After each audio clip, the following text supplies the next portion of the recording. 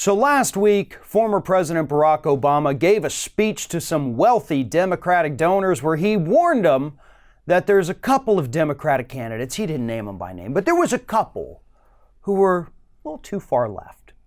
He said, you don't have to burn down the entire system to get a better system. And he said, don't go too far left with these extremist policies. Be more realistic about what we can do. And as Ring of Fire co-host, Majority Report host Sam Seder pointed out on Twitter, that's the audacity of Nope. A play on the fact that Obama was the guy who wrote the book, The Audacity of Hope.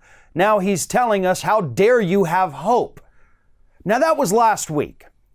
So today, at some point today, Barack Obama is going to be out in San Francisco. And he's going to meet, once again, in a room with wealthy Democratic donors.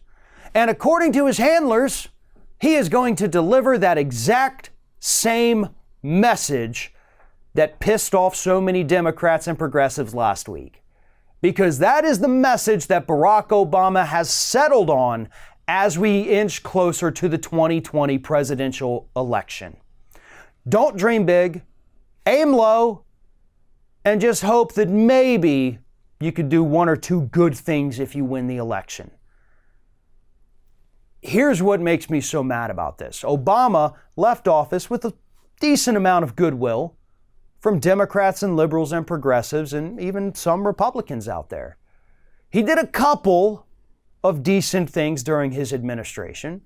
Obamacare helped a lot of people get insurance. It didn't go far enough. That's why we're having the discussions we're having now. He did some good things for the environment, most of which were immediately offset by bad things he did for the environment that did not get as much publicity as the good things he tried to do. I wrote about them extensively throughout the entire Obama administration, and I know what I'm talking about. For example, his Clean Power Rule, the centerpiece of his environmental regulations, the emissions that would have been reduced under that were actually immediately offset less than a month after he put that in place because of all of the new coal plants that he greenlighted that were going to release as much emissions as would have been cut by the Clean Power Rule. Now, I talked about it back then. I wrote about it back then. I cited the studies. I cited the statistics. And what did people do? They yelled at me for attacking Obama.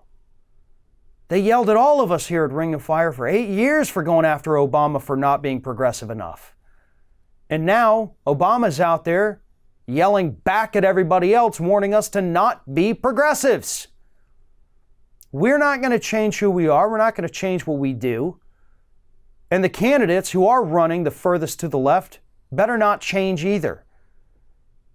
And part of the reason for that is, one, if you do, then you weren't authentic to begin with. But two, the public will get pissed. Because I don't think Obama understands polling. I don't think he's paying close attention. Because polls show that, guess what? Majority of people, and that includes a lot of Republicans, sometimes majorities of Republicans, do want Medicare for all. They do want debt-free college. They do want big money out of politics. They want the Green New Deal. They want all of these far left things that Obama is going to be yelling about today as being too far left. And again, it's important to take the venue into account. Last week when he said these things, he did it to a room full of wealthy Democratic donors. Today, as his handlers say, he's going to go say a similar thing. It's also going to be in a room full of wealthy Democratic donors. Because those are the only people that Barack Obama talks to today. Those are the only people that matter now. He doesn't have to wear the veil of, I care about all the other people too. No, he's not president anymore. All he has to do is go out there, raise a little bit of money for the DNC, and his job is done. But he's doing it by demonizing the very candidates who stand the best chance of beating Donald Trump and the best chance of fixing everything wrong with this country. The very problems, by the way, that Barack Obama ignored. Thanks for watching, everybody. And don't forget, if you like what you see here, like, comment, share, and subscribe to our channel. And now you can also become a member of Ring of Fire and get exclusive early access to certain Ring of Fire videos all throughout the week. Just click on the little join button right below the video.